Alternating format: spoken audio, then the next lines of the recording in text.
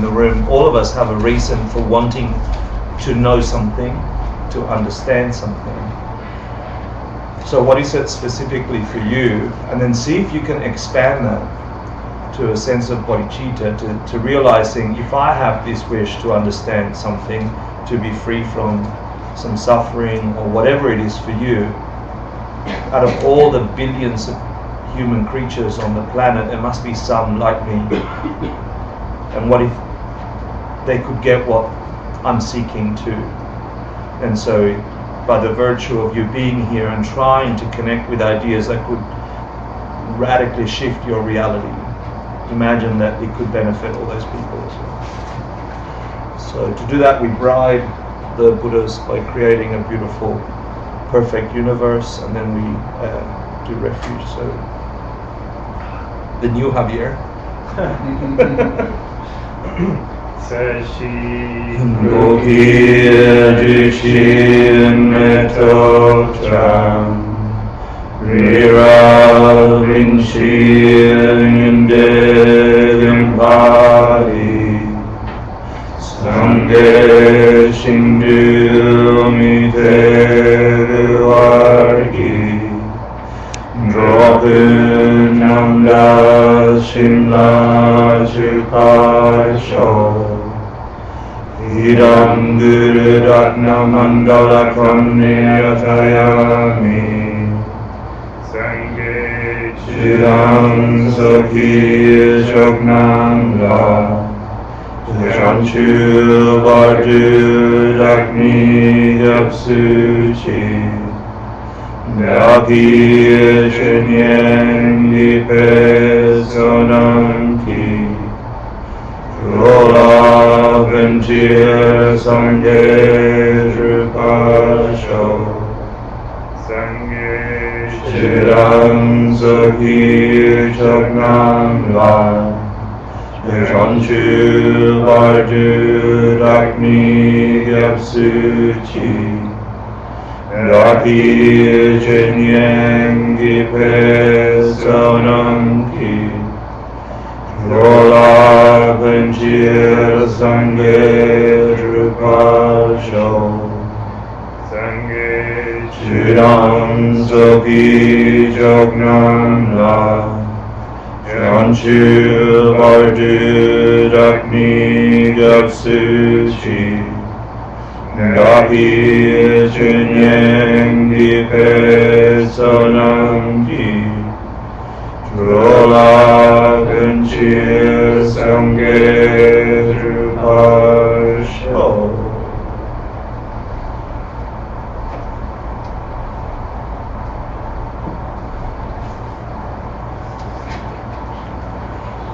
So let's take a nice, comfortably seated position. We'll do a little meditation to get our minds in the right place for wisdom. Anyone else want to do meditation instead of Anyone else want to study what was taught at the Dalai Lama's talk today, right? That's happening over there right now.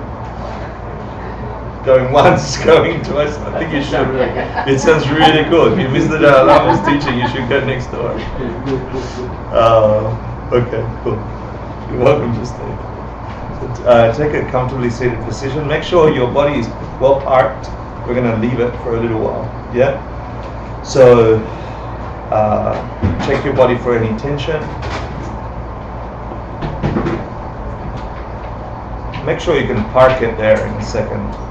So begin to place your mind scanning your body from the bottom up, focusing on the contact sensation between your legs and the cushion.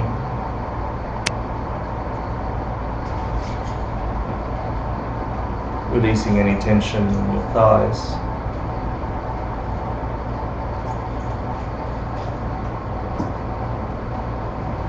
Slight tuck in on the abdomen.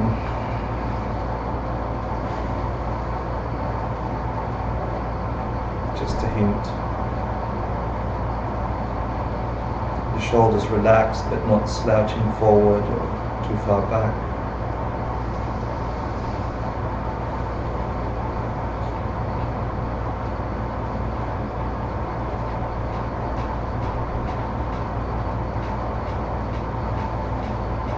See if you can relax your facial muscles. Just scan your brow, relax the edges of your eyes. A hint of a smile on the side of your lips. This opens up your nostrils.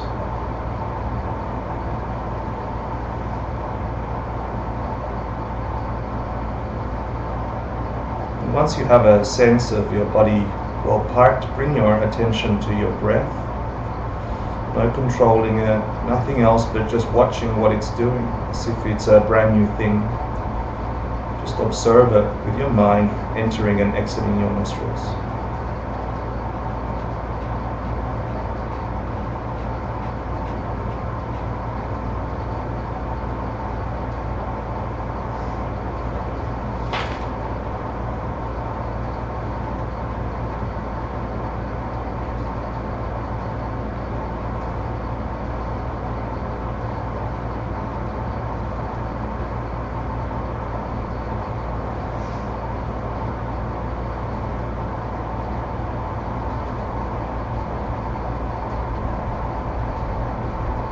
You bring your attention a little tighter on the breath by focusing perhaps on the difference in temperature as the air enters and exits your nostrils, or the tiny hairs moving at the very tip of your nose. See if you can focus in a little deeper.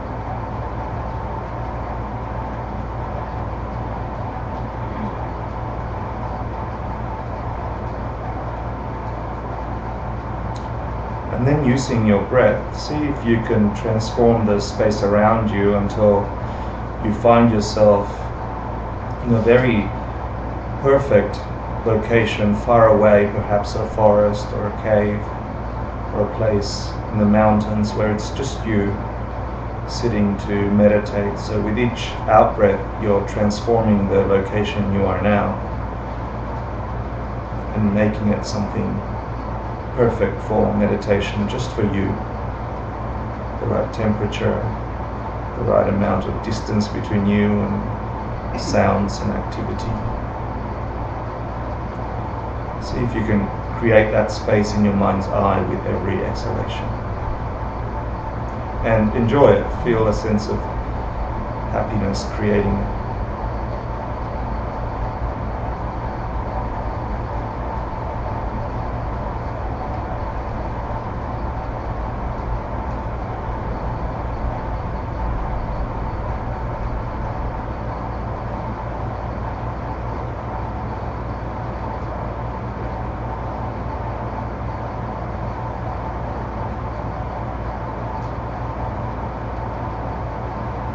See if you can add some detail, maybe breeze moving leaves, shadows,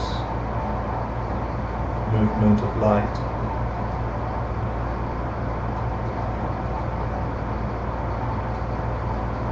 And in that place you're perfectly poised for a deep meditation.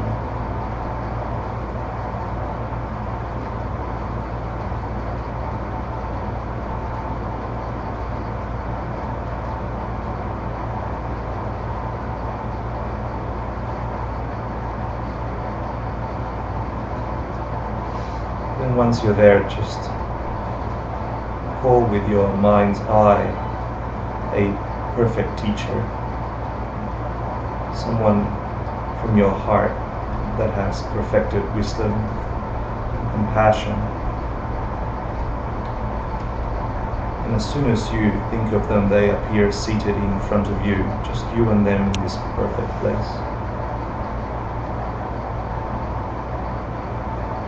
Deep sense of love arising near you, inside of you.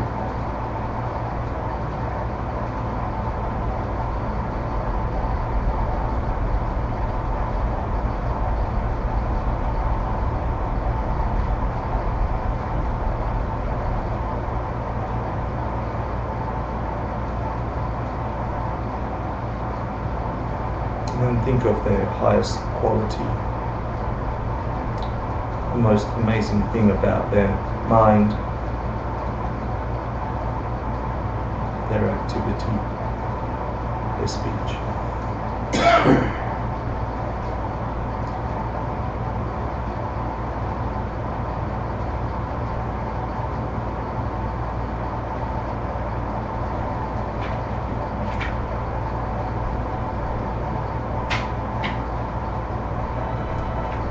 And as you're imagining that, see if you can look inside yourself and see if there's any blockages, any resistance. We'll call that any obstruction or negative karma. See if you can do a kind of confession to remove that. Whatever you've done to create that obstacle may be removed. So you can go deeper in your relationship with your teacher.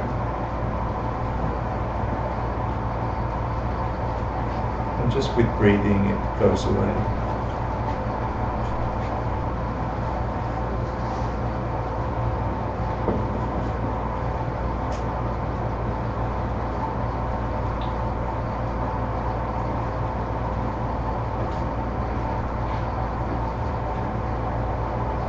And then see if you can bring to mind the opposite, the most wonderful part about you that connects with the teacher or teachings, your capacity to understand that beings like this exist for you, that a path like this exists for you, and recognize that there is something in you generating this reality, and see if you can rejoice in that. Feel happy for the goodness you've done in your life.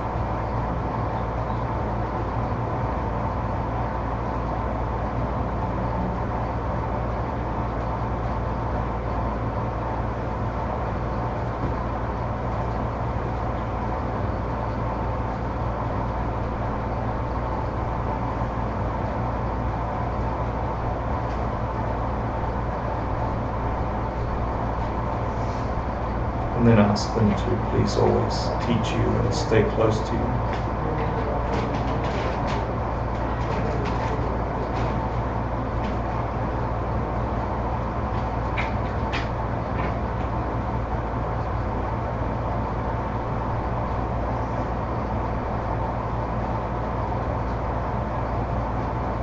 And watch them rise and turn to face the same direction you're facing, getting smaller and brighter until they rest at the crown of your head, maybe the size of a thumb.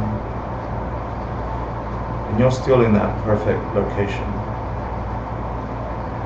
their full potential directly above you, almost touching.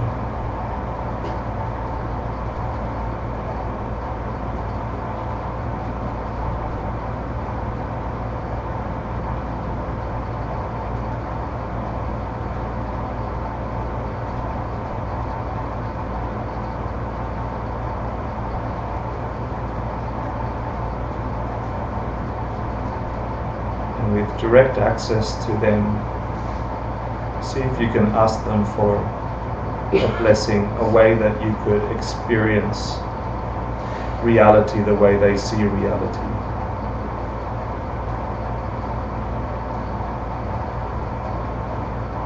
Ask to see a glimpse at the direct perception of emptiness. If you could have it in this moment, how would your mind feel?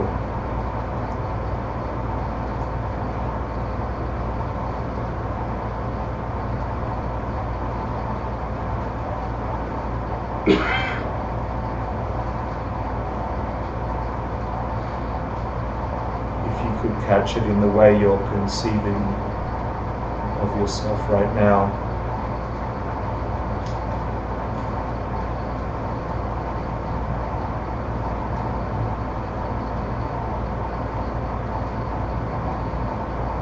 ask them for that blessing.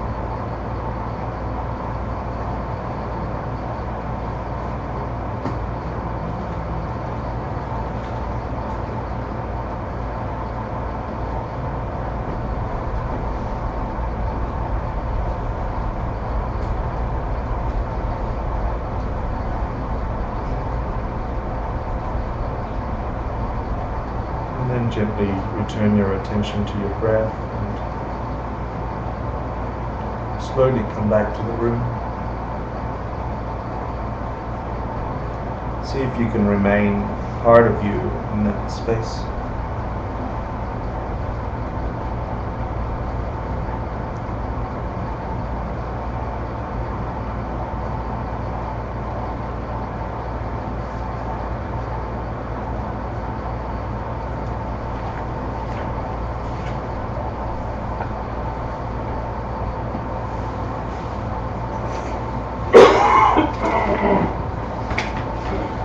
Okay, thank you for doing that. So we've got 10 homeworks, quizzes from last class. Who was here last class? Hands up high, because you're the bosses now. If you were not here last class, look at all the bosses. You're going to sit next to them, and they're going to run you through all the things we covered in a discussion to answer these 4 questions from the quiz, and all your names will go on that quiz. So it's permanently recorded that you at least heard what happened last week, which was really easy, right? Who was here last week? How was it, Pete? It was pretty complicated, but you had a balloon animal and a flower, and you were doing this beautiful teaching with the 2 of them. So Yeah. that's what I remember. It was a debate between Madhumika And mine only. Yeah, cool. Priti, what do you remember? I remember being very confused. It's like the hardest class. But then I sort of got it. Good, I thought you did too.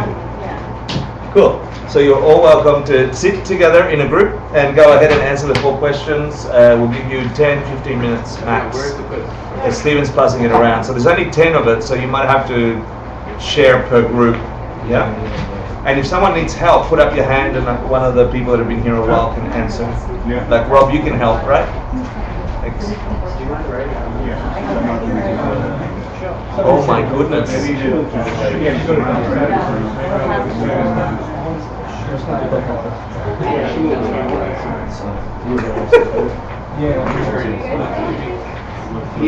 Yeah, I was. And I want to share afterwards. Good to see you. Can I join you? Oh, great. Yes, Bertie is sitting over. Wow, guilty works.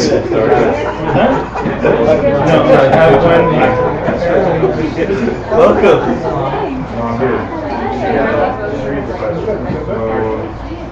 So just don't be shy, just get together and talk.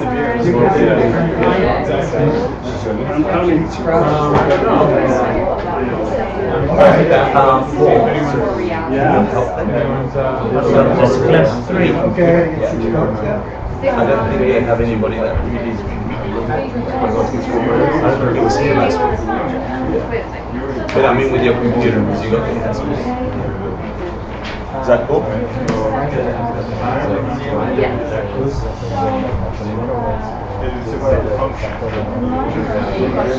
Okay. So I don't know what that is.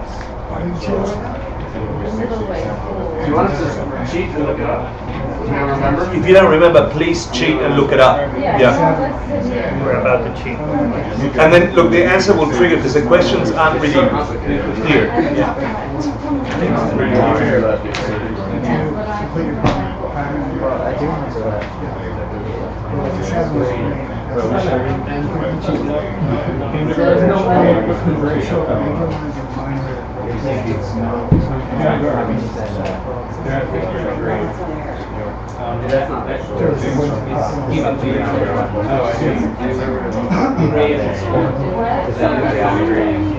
You guys have a private room?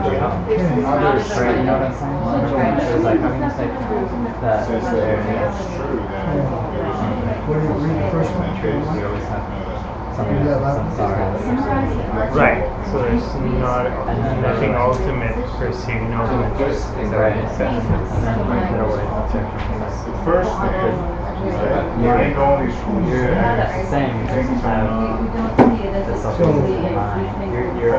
Reality. Mind only is philosophical. We just created a wrong way. The answer here.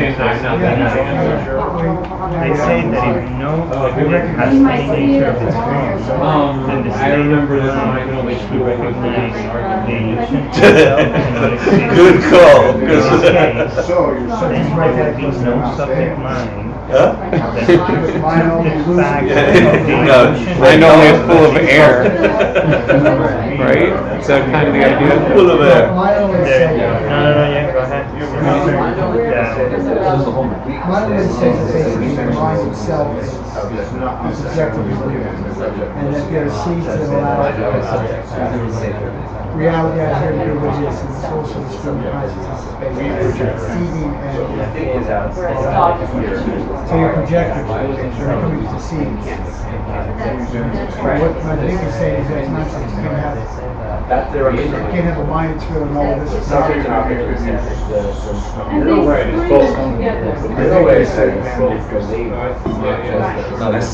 In other words, the carrot is not real, but mind is real. It's not working. Mind only says that the mind's real, and the carrot is everything else is the carrot. But there's both. Somewhat, Well, that's what mind only's dilemma was, that somehow the mind is objectively real. I think just the way it actually is it's a combination of the two. Mind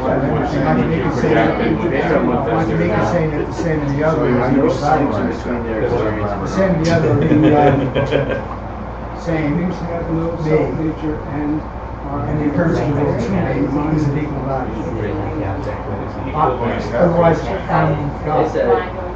The problem is that my brain is objectively real. from deceptive reality. You cannot see ultimate reality from deceptive reality. Unless you have to make it, you end up reifying life and reifying it, make it sacred, make it the order of reality.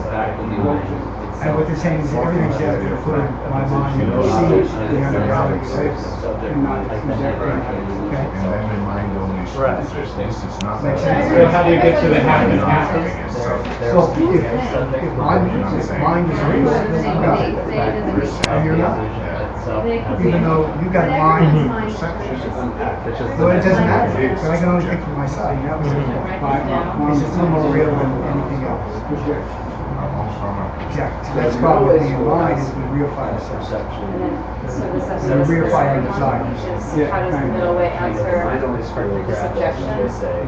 Your view doesn't. But mind always will say that there is no pen Well, your notes are cleaner and it's how you middle way says, having this discussion. And all these things come from their own consciousness.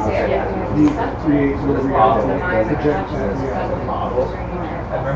Things do exist. Which is a verse too far from my own. They value the thing that sees the sense. So we're not saying no object is going to be for something on their state. Right. Because the illusion is what they're saying. Because the only thing is an object and mind is How can your The middle way says object things are functioning. I said that. Exactly how. Funny compliment. I think that the objection is where they accept. That says this is the refers to what the mind only says.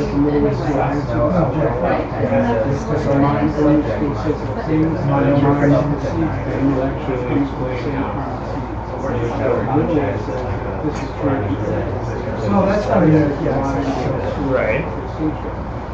The lesson that I can make is, that was part of the Bible, was supposed to be stored in things that are popping. Because there's no subject to perceive the illusion. So my mind is, right, so my mind is. Because there's no ultimate subject. Mind is not self-nature. Mind only goes to say mind has self-nature. Otherwise you can't tell that there's a illusion. And that's the dilemma, some people jump over their kneecaps. So the first objection We don't tell our kneecaps because it's not we that. don't need. But because there's still this, the see something is going to be real or the judgment is not. They can never get on the sense. They can never exceed our. You have misunderstood what he That's my understanding. Okay, make a decision. Well, basically the mind of Depending on the mind will function for that we're seeing practice. Right. Any object is a Plastic. I mean, the minority school basically says that nothing absolutely nothing exists outside the mind. how the mind is working. So the mind is the ultimate, right, the mind itself is ultimate reality. So, We don't know how the mind means. Say the object accepted. it's unperceivable because the mind is that, in a way, the mind is that void. Do you guys have the answer key to confirm? No. That's what I I've got my understand. answer. Right. So It's it's in there. written And and badly that spelled. exists, and that perception is ultimate reality. When there's emptiness trying to look at They it. say that this same argument. Emptiness is not a thing, it's the lack of a thing. Right. No, Right. So now we're in the middle. Right. Now we're in the middle says it's we're in the middle. Rob, could you not read it? Read it. Paragraph. The mind always started with Illusory doesn't mean it's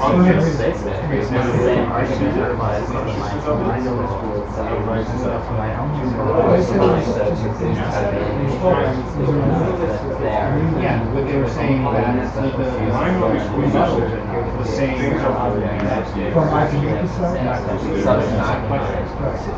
it's not just because it means you can doesn't exist. It doesn't mean Right. Oh, you mean It's not Except, yeah, no, yeah, they're fumbling over the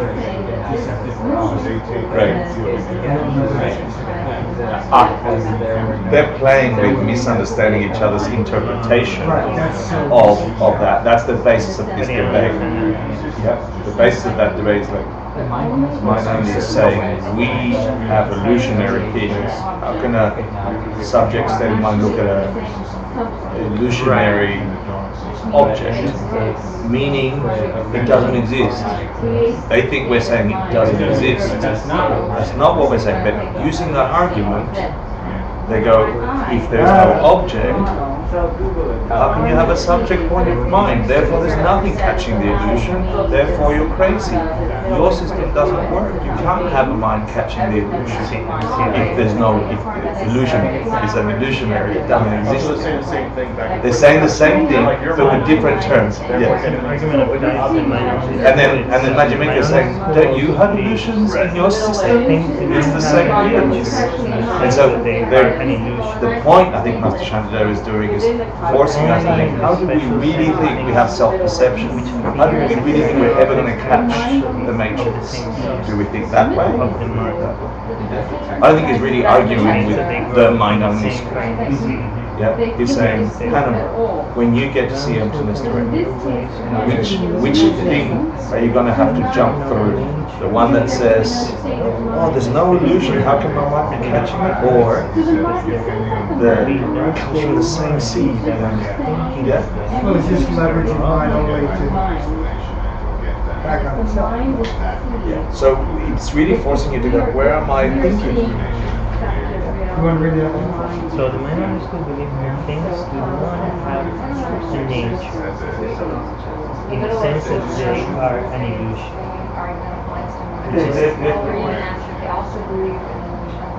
Right, things are just, they're not, according to the minority school, we're not projecting computer onto something, we're projecting computer. Yeah. Right, according to the minority school, this is not paper onto some empty stuff, we're just projecting paper. I don't know, it's confusing. But this, according to this is an illusion, in the sense that this is the same nature of the mind. We got 2 more minutes. Yeah. 2 more minutes. That's right.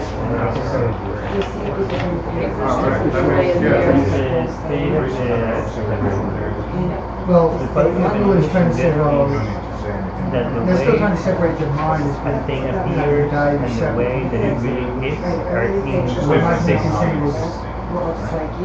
There's no distinction to be made in essence between the objects and the mind. They're the same nature.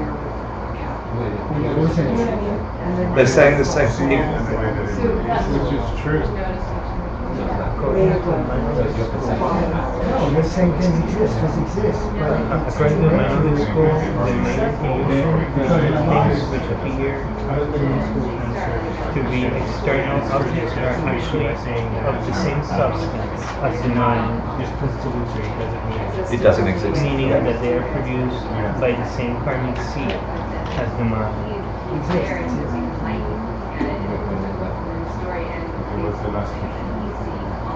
What state of mind, according to the Management School,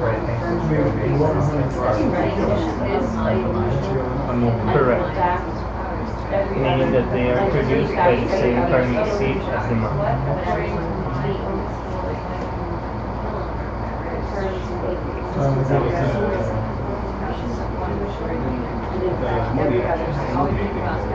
But then the answer is not changed. Oh my God. Last minute. Actually, we could be finished there. Okay. The second one, the answer to that question is they say that this is self-perception of the mind which sees itself while it sees its other objects. The one which is different from what? It's like, so. You're watching I remember remember it fast.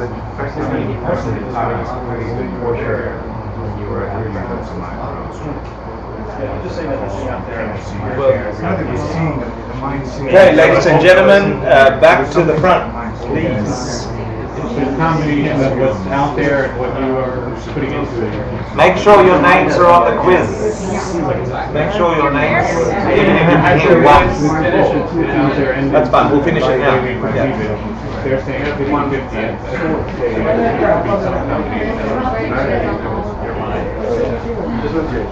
We didn't. Good, thanks. Yeah, copies which the mind self-perception.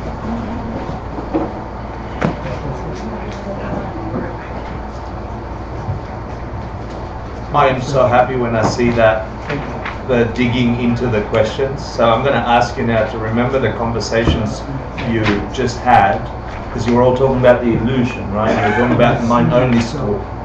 And I want you to realize that it's 2015 and you're in New York City.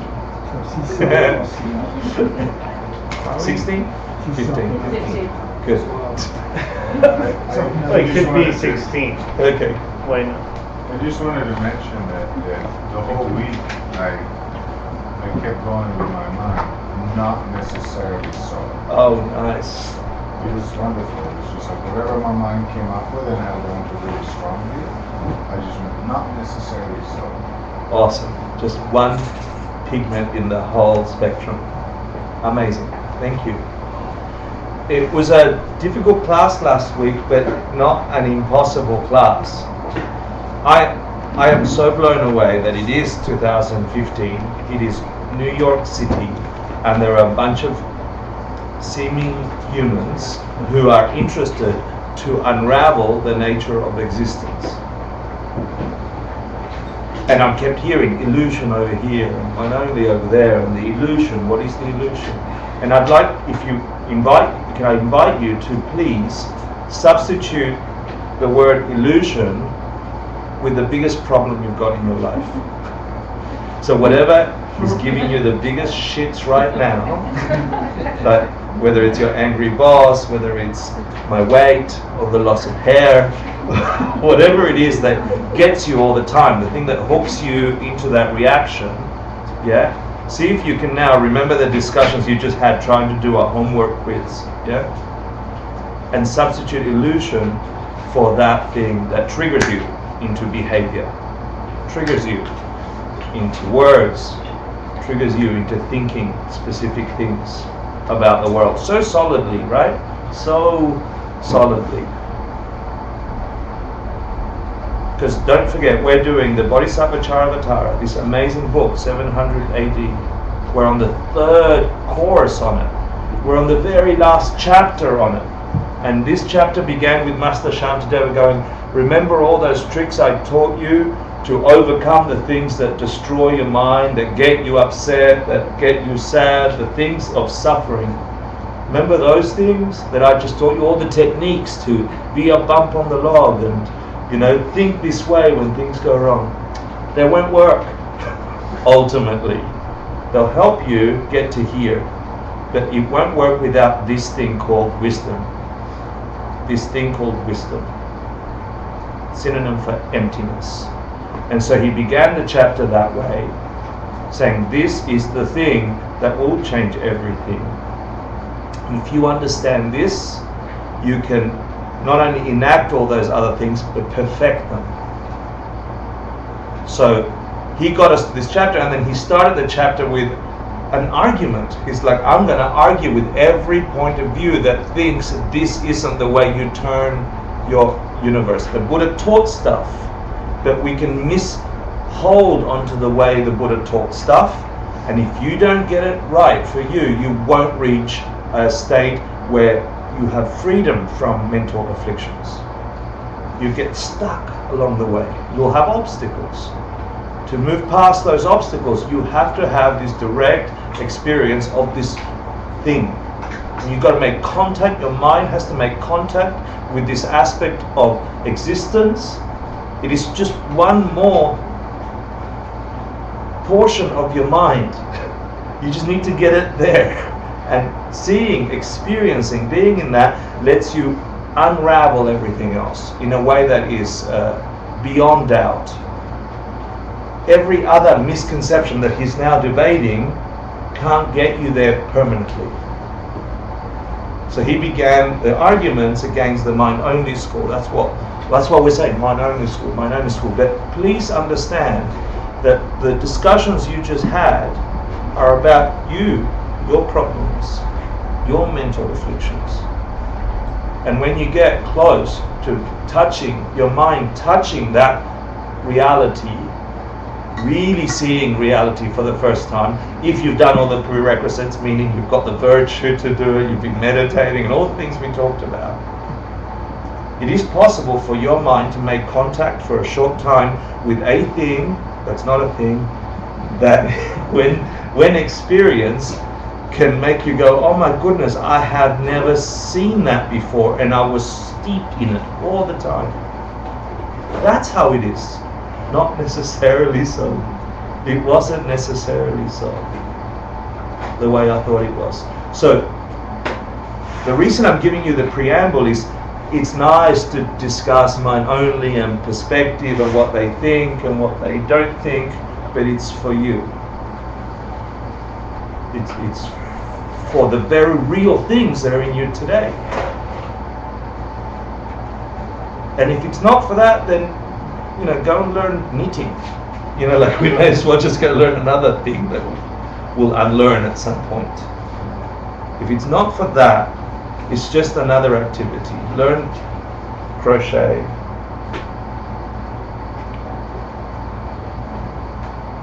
So in last class, we began the debate with this thing about the illusion, yeah? So what is an illusion? Do you remember the definition for illusion? It's not in the quiz, but do you remember what's an illusory thing? What's an illusion? Excellent. How they look and how they really are not the same. Yeah? So you behave towards something on the way it looks, but you're fueling it with mistaken experience. You're gonna get a mistaken result. That's the simplest way I can answer it. You're being tricked. The illusion is you think things are that way, so you're behaving towards things that way, but things are that way, and you're going to get that back because you haven't been dealing with reality. So now Master Shantideva is going, okay, let's think about the way we unravel that illusion, how we undo the problem. So we're not doing that anymore, but we're like, oh my goodness, it wasn't necessarily so, it's like this now. Then if you deal with that, all of a sudden, time speeds up, I'd imagine.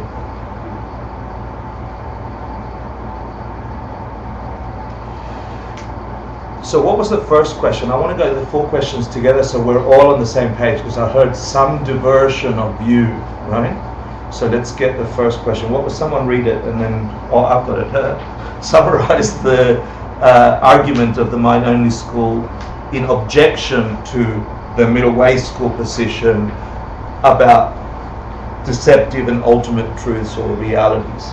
What was their argument to Majjhimika, middle way school? What was the mind-only, this group of beings, right? Call them whatever you call them. These people that have an opinion, they've been really good Buddhists, they've been studying phenomena, yeah? Even remove the word Buddhists. Just say that they're investigators of phenomena. What's reality like? They've come to this position and they group together and someone called them mind-only because they think a specific way. The Buddha said it's mostly in the mind, right? So then they looked at this other group of beings who have gotten together and been thinking about how things truly exist, because if you understand them, then you can do a true course to reality.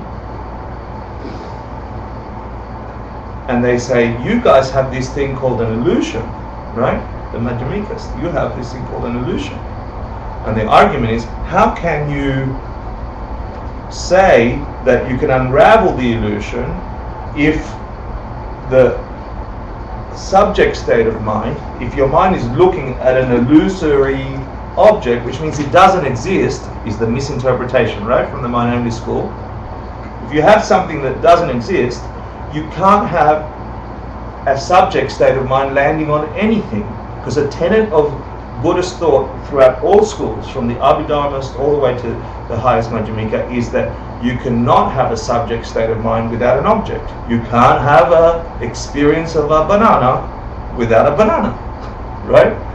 So that's a basic tenet of Buddhism. So using that tenet, they're going, you guys are crazy. You can't unravel the illusion because you think that thing is dependent on your projections, which means it doesn't exist. So you can't have something viewing that thing that doesn't exist. Yeah, that was the first argument, right? Mm-hmm. So that was question 1. That was their objection, right? Yeah. And how does the middle way Majjhimikas respond to it? How do they go? How do they, in debating terms, answer that? So you guys have the same problem. They go, don't you have an illusion in your beautiful system, which is all in your head? Yeah. Like, I'm really simplifying because I'm sure in a Nalanda University they went sitting there going, don't you? Yeah. But these were masters of philosophy getting together in this place from all over the world, pre-internet, pre-aeroplanes. They traveled decades to get there, and they're having these discussions. Hold on, what about the nature of existence?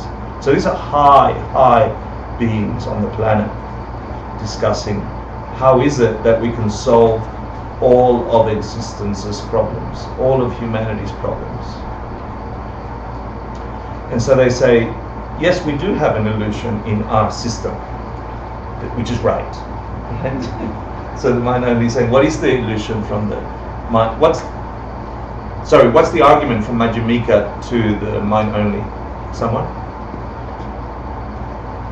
What's the debate? They say, don't you have an illusion in your system? They go, yes, we do. In fact, it's a really cool one. The same mental seed, the same mental potential creates both the perception of an object out there, we think it's out there, the wall, and the perceiver. It's the same mental seed. That's not inconsistent with the law of karma.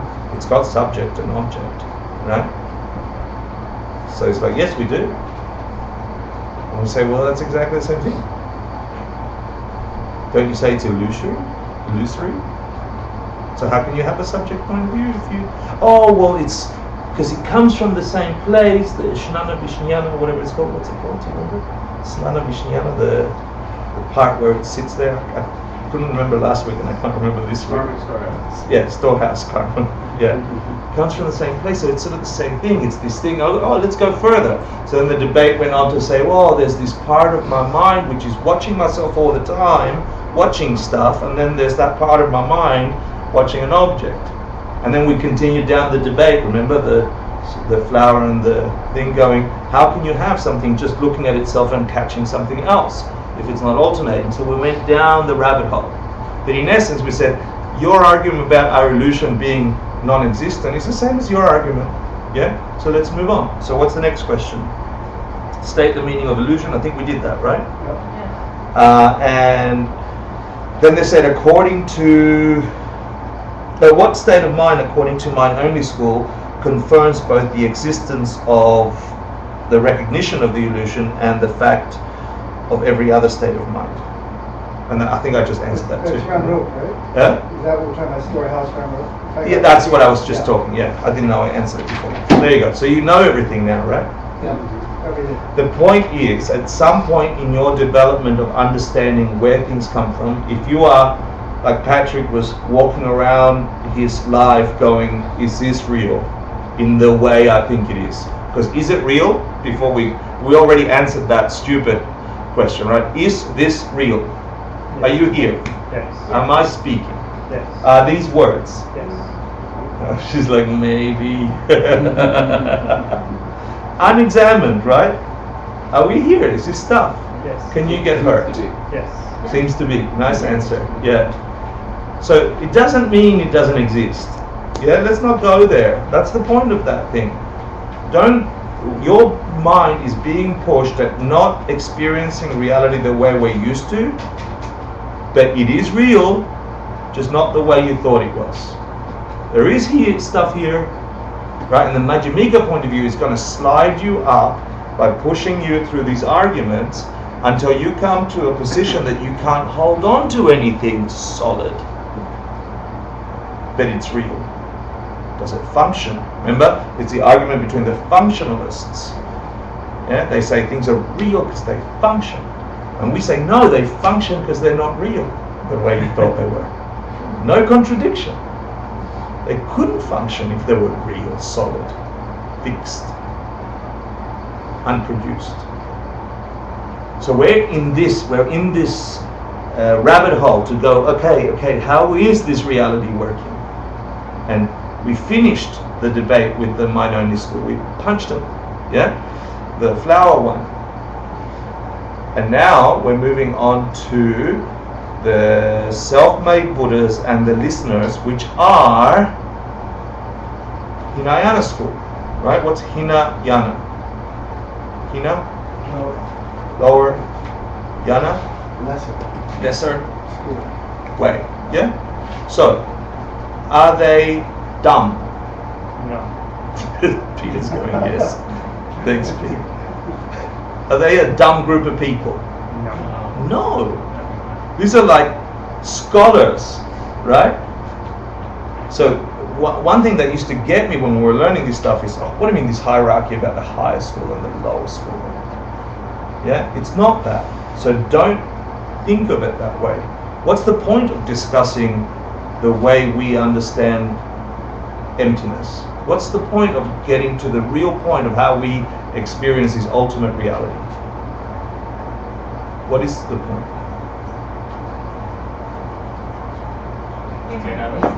Thank you. It's true understanding.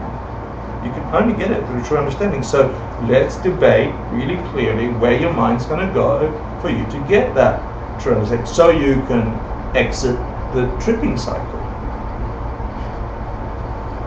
So we've moved on from mind-only school. Now we're going to answer this imaginary group of people, I'm going to call it, called Hinayanists, right? Because they say you're there to reach personal nirvana. But I discussed it last week, right? I don't think I've met a Hinayanist monk who wasn't concerned for other beings. So let's not be like the misunderstanding we had with the mind-only school and think that they're dumb or something. Yeah? The point is for you to get an understanding of where your mind will go when going to these finer points of the ultimate nature of reality. And how does that serve you? If you get the nitty-gritty, even a little hint here in class and discussing it together, when you're coming to a moment in your life where you're confronted with making a understanding decision on how the nature of existence is for you in a angry boss situation or a relationship breakup situation, whatever, then you have something to come up and answer it that is informed and solid because you figured it out before the problem was in front of you. So this nitty-gritty, this level of detail that you're going to get will serve you. It's in your mind. It'll grow. It's a karma. If you get the understanding and you begin to think that way, then when you come up with samsara giving you problems, what's going to be answering that problem? Your knowledge. So getting this knowledge will be useful for you, even though it might not seem so when we're debating these minute things for some. Right? That was for you, Pete. Yes. So,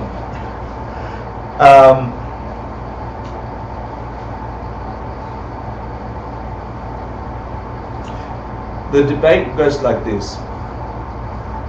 Imagine this group of self-made Buddhas, or which are they Buddhas, by the way, self-made Buddhas? Someone can answer that? Well, yes. We all have Buddha nature. No, we've answered that before. No. They are not. They are called self-made Buddhas because no one taught them and they were said to have learned in previous lives. correct. So they can reach Buddhahood or enlightenment or nirvana actually, and not appear to have a teacher in this life. So they seem to be self-made, right? And what's the listeners?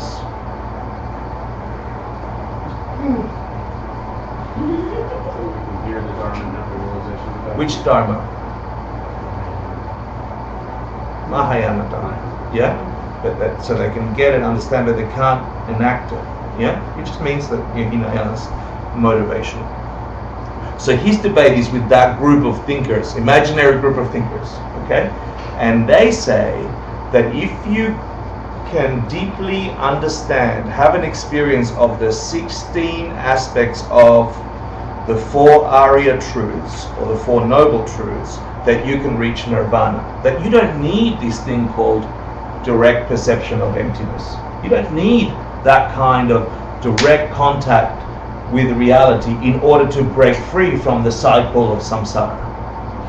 So he moves his debate from mind only, going, okay, how do you get to catch the illusion? Oh, you have this self-perception, and then they go, how do you have self-perception, etc., which we did last week. And now he's gone, okay, there's this other group of people who say, do we need wisdom at all?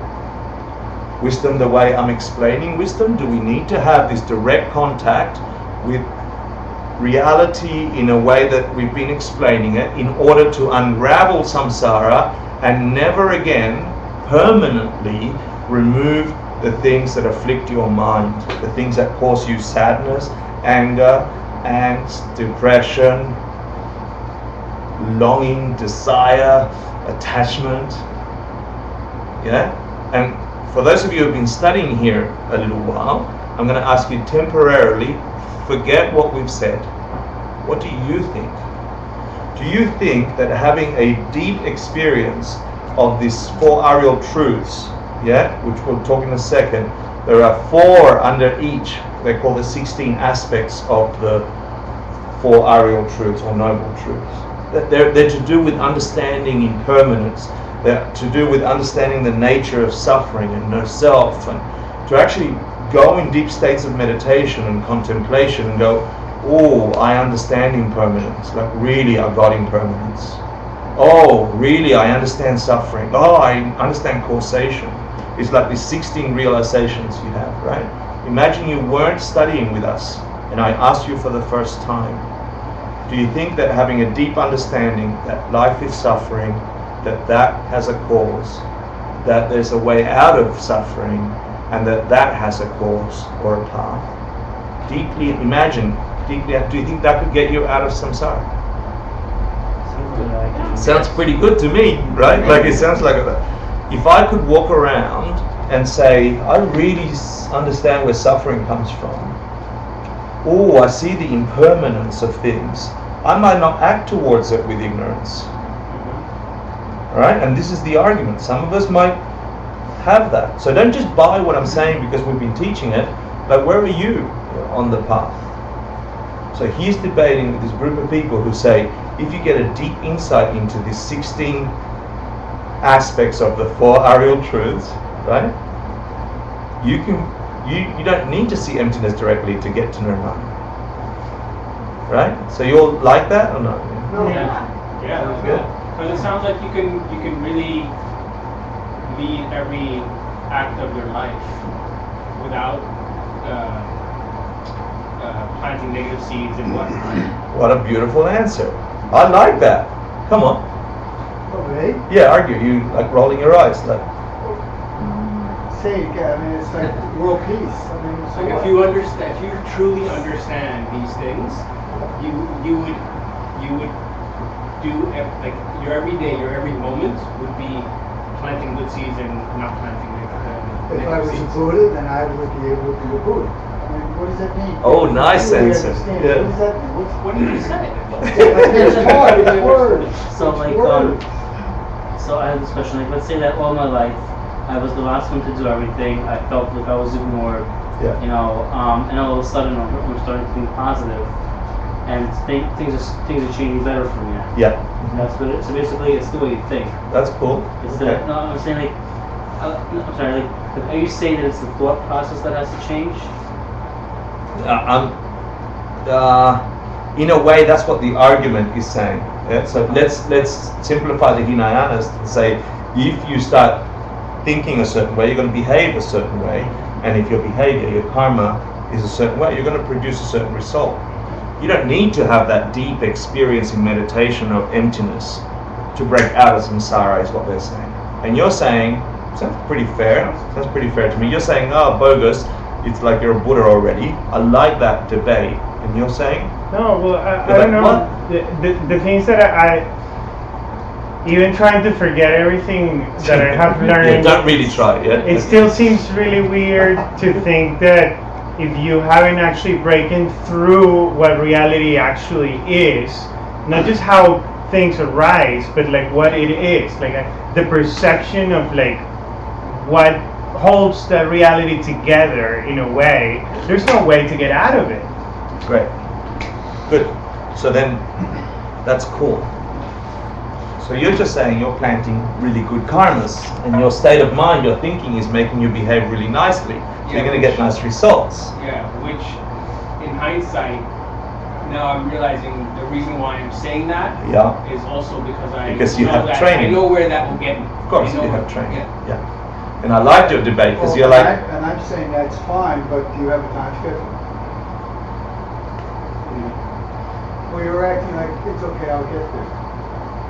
And I'm saying be careful because you may go to places you don't want to go that you are not thinking about going because it's so easy to say, well, I get there because I'm planting good seeds by just saying I agree with this idea of world peace. You know, see, it's just what I'm trying to make the point that. you're saying you're gonna die, and there's a reset Well, you button. may go to hell because you toss so easily these things off that require something else. I don't think that without But you seeing keep that saying, can you be keep get saying it. so easily, but his point was when he first postulated the question.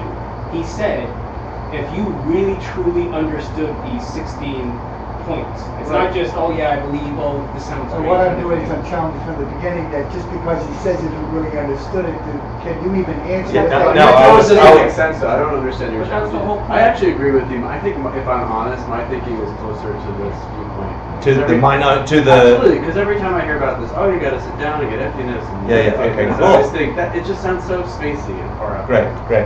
So And here, it sounds spacey, and what I'm saying is just the opposite. I understand that, but I think your objections are coming from somewhere else. I Well, don't I don't care whether you think that or not. I'm saying that is Clearly. debate, that's not the Clearly. point. no, cool. The point is to make you think about what you think. Okay, I'm asking you to think what you think because if you do, and you're only left with this answer, and the channel turns off, that's what you're going to have to answer your reality. It's also what most people think of, like when I took world religions. This is what they teach. Of what course, Buddhism is. of in course, world yeah. religions. Most people that teach Buddhism, they teach the Four Noble Truths, and that's it. And that's it. Cool. And Majjhimika Prasangika is saying, guys, you need to go beyond that understanding. Yeah. In fact, the answer from the Majjhimikas is you got it backwards. You can study these 16 aspects of the Four Noble Truths, but then it won't get you out of samsara, because there's 2 types of mental affliction, and you might have this in your homework next week, right? 2 types of mental affliction. There's the manifest mental afflictions, and then there's the bhakchak mental afflictions. There's the seeded ones, the ones that are latent. Is that what it's? Yeah, latent or dormant. Yeah, there's those. 2 types of mental affliction. So understanding these 16 aspects, and I understand impermanence, and I see myself, and blah blah blah, means I don't have any anger, any frustration. I can walk around. But how many eons has your mind been collecting karma? Yeah? So there is a bucket load of potential seeds that you haven't addressed yet. In fact, when monks and nuns go to the monastery, which mental afflictions are they trying to prevent from arising?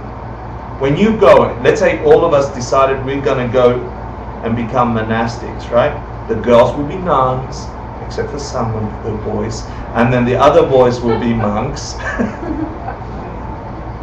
And we go off into the woods and we create our beautiful community, really far away from the craziness and the sounds of New York and the taxi and the angry bosses and the rush for cash and whatever. And we go away from all the distractions so we can really meditate and understand these concepts. Out of the 2 types of mental afflictions that what are you doing by moving a group of people into a monastery?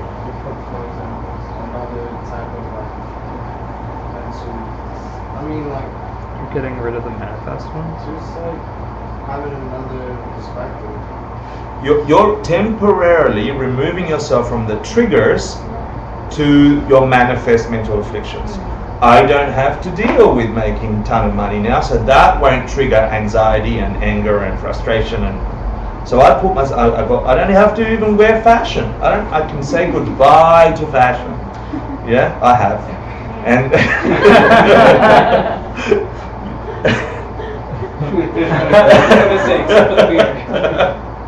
unless you put me in bushwick. No, 2 ladies aside, yeah, the emptiness of Hector's beard, okay? I'm like, I have to trim it before I go on a trip in 2 weeks, so I'm going to get rid of it, so yeah. So I'm enjoying my beard at the moment. I'm like, oh, look at it, it's a beard. And I'm very bushwick about it, right? And I sit on the train today very happy about the beard. And these 2 ladies are a little drunk, right? And they're in front of me, and they're not from New York, they're from out of town. And one of them looks at the other and goes, like really obviously goes. And the other one goes, like she's got the beer can in a thing. And I'm trying not to look at them, so I'm pretending to look at them, but all my attention is at just trying to see how I have a completely different perception. I'm a holy man. I'm going to teach Dharma tonight. I am so good. And these ladies are like, look at the scary, like, terrorist sitting over there. Like, did you see him? And so the other one grabs her phone, right, and does that. And I look at her, and she goes,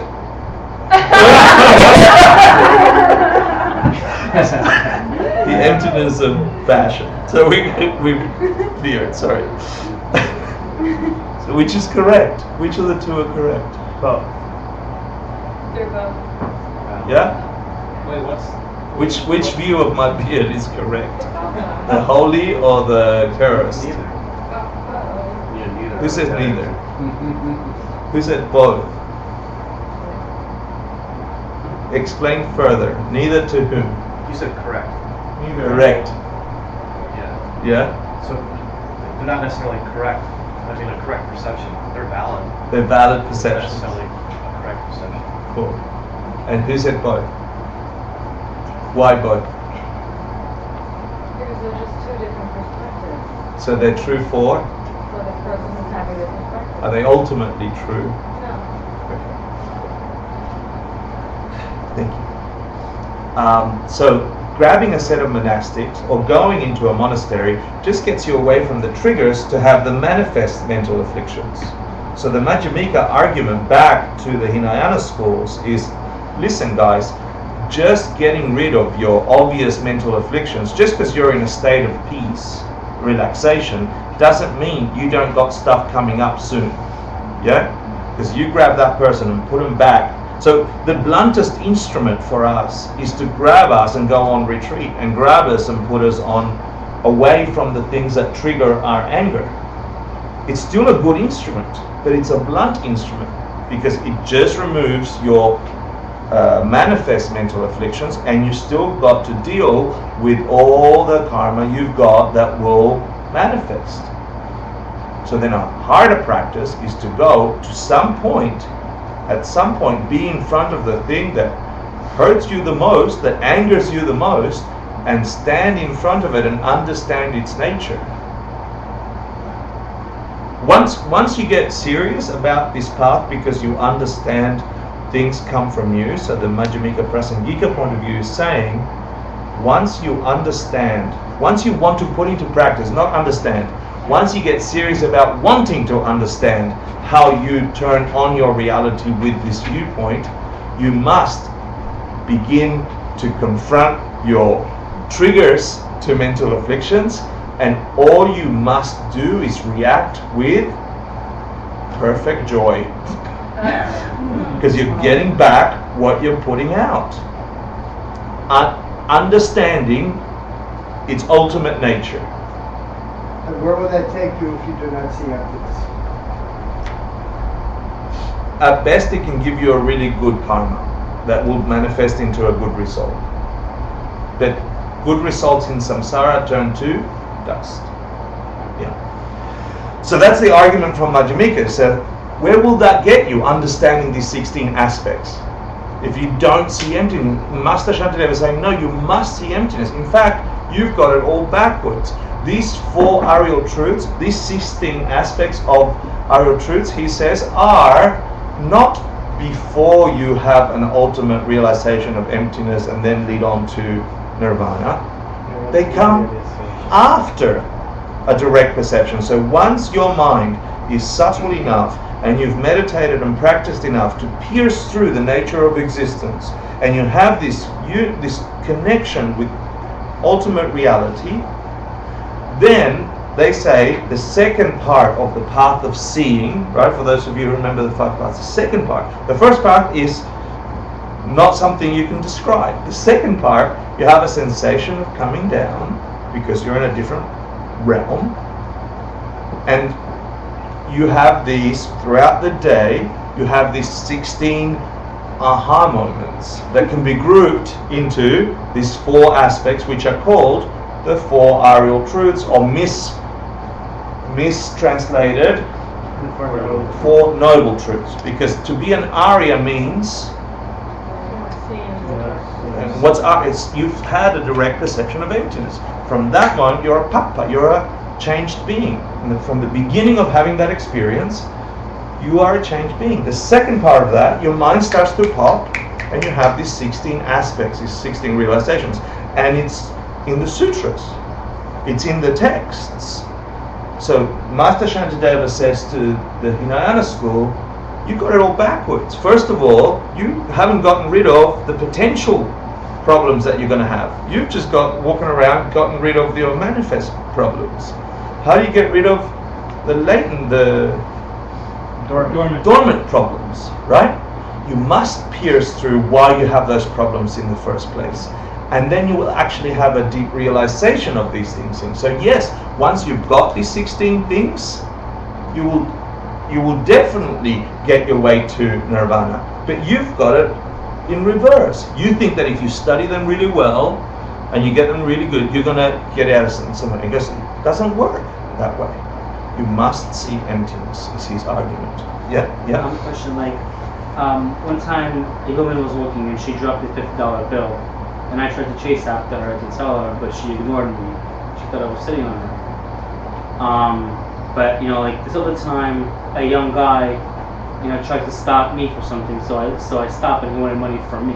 Yeah. So it's interesting. Like my question is basically the woman who ignored me but it was $50 because she ignored me, and me who was trying to live in the moment and maybe thinking that he needs directions or help or something when he actually needs money from me.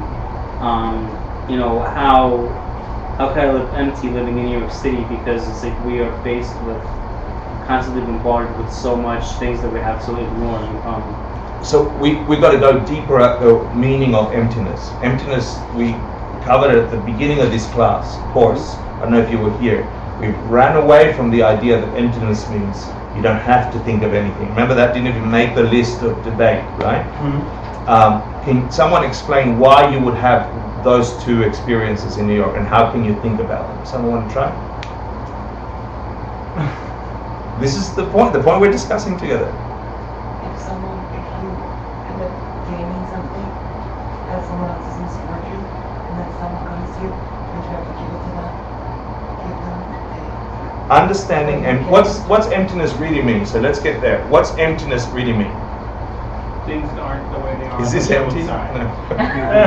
I know, it's a pun. Okay. A bottle, not a pun. I can't even do both because it's empty. Look there, pen. Let's do pen. Empty bottle. I know. No pen. Yeah, let's do the pen. Come on. Yeah, classic. Okay, what's this? It's a pen. Okay, unexamined, right? It's a pen. Okay. Why is it pen? Like writing it. It functions, someone said, right? You can write with it, okay? If a non-human walked into the room and saw this object, is it pen? No. No. So, is it pen for you, if you're human? Yeah? So what's emptiness mean then? That this object that you can see, try and not think of it as pen. Try and remove the thinking of it as pen, and try and just see colors and the shapes that I'm actually holding. Because your eye cannot register pen. Your eye can register color, and your eye can register shape. Yeah? And then the 3Dness and the rest, like you can see the back of this pen, you can imagine it writing. You're going so fast, you have pen. Slow it down and just look at the object. Emptiness means this thing is empty of having the quality pen radiating out to you, forcing you to think pen, you to think pen, you to think pen, you to think pen. How do we prove that? We can Bring elephant or dog and it ain't pen. So how can this be pen and not be pen? It was the argument of either or both. Because it's not a pen. So who's it pen for? For you. As soon as I bring one entity that's not crazy, that has a mind, that it's valid, doggies are good people. Yeah? They're not all crazy. They actually navigate existence. And they're having an experience of this item. Which is more correct? Chewable toy or pen? No. Don't be biased. Just be as equal as you can in all of existence. Neither is more correct. One is not more valid than the other. Excuse me, not more correct than the other. Is it chewable toy? For the dog. Yes. For the dog. Is it pen? Yes. So if dog went away and human went away and it was here, what is it then? It's empty. Is it just plastic? And this is the awesome thing that happened last week, right? The Majjhikas argued in this infinite regression, right? Nobody actually debated it last week. I had a discussion at dinner with Nick and Hannibal, I think. Yeah? About, okay, if it's not pen, right? We all agreed it's empty of penness. Yeah? It's empty of chewable toyness. We said it's colors and shapes. Is it colors and shapes? So let's remove pen, okay? and go colors and shapes. Well, no, those are also concepts that we carry. Okay, right? So you can go layer. Yeah. And so someone, I remember, asked Geshe Michael, hold on a minute. Okay, so I'm going a layer into the, rabbit hole. What was the movie I was referencing? Inception, right? The dream within the dream within the dream. So we're going in a layer to colors and shape. It's empty of being pen. And now it's colors and shapes, isn't it? Because you've looked a little deeper. Is it colors and shapes? Let's go colors, then go shapes, okay? Shapes made up of lines, Right, great. So then the interesting thing is, how the hell are we then creating this so fast? How is it? So you're talking about like empty of labels, and just Excellent, seeing yeah. the actual object versus what we Well, call it, then when we say actual object, the actual that's also reality. empty. And then when you say the parts of the actual object, that's also empty. Right. And so we're going into this infinite regression, which will lead you to, I come up empty when I try and look for substance. But is there stuff out there, the Majjhimikas say? Yes. Is there really stuff we're talking about? Yes. Duh. Is it the way it seems? No. It's empty of that. Okay, so that's what we're saying about emptiness.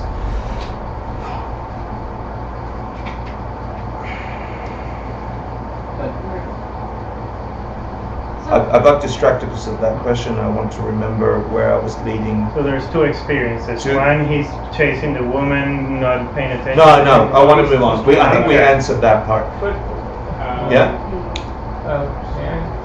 how do you know that there actually is something, that there's actually truth? As far as I've looked at this for a long, long time, and I Yeah. think that there may be, as long as we can remain honest and not telling ourselves that we know something we don't actually know, then maybe we'll get there if it actually exists. But how can you know if it actually exists from here? How do you mean actually exist?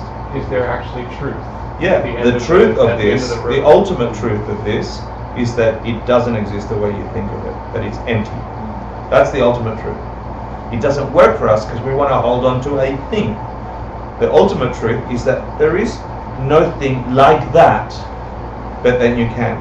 The argument that I was going to reference that Geshe Michael, when asked, okay, what's behind the colors and shapes? It was really interesting from the Majjhimika point of view. The argument is that, first of all, so when object-subject, when we're talking about that, that's a tenet of all Buddhist schools, right? That it must be something for something else to label it, right? So there must be pen, right? For me to say pen, we go, no, it's colors and shapes. Before it becomes pen, it's a 3 process, right? Oh, okay. But who put the colors and shapes there? So what do you think the Majjhimika answer is? Isn't it like this 50-50 thing? No, it's a millisecond before you label pen, you label colors and shapes. And then you label it, and then it's also infinite regression. And then when you are part of the shape, you also label that a millisecond before it. It's subtle, and it drives you to an understanding. It's not something you can grab onto and say, it's this. You can't separate the layer of questions. As soon as What you can do is begin to reason how you might have gotten there, and as you take it off, try to let the lack of that have mean, and what do you derive from that? So you're As soon as you've gone reconceptualizing into a layer, Yes. you've let go of the previous layer. Or It doesn't exist that way anymore. It's disappeared for you. Okay, let's take a break, have a 10-minute break, and then I'll catch up and I'll I want to say that they're meditating there, or at least I'm not sure, but they're teaching meditation, so let's be mindful of them. Okay, so if they're teaching meditation there and you want to have a break, go use the loo, grab food and drink and bring it in here. Is that okay? And don't make a mess. Don't make a mess because we don't want to have little critters. Yeah? And we'll resume at 9:10. Anybody who didn't sign in yet, please come to me. And Bertie, I will take it.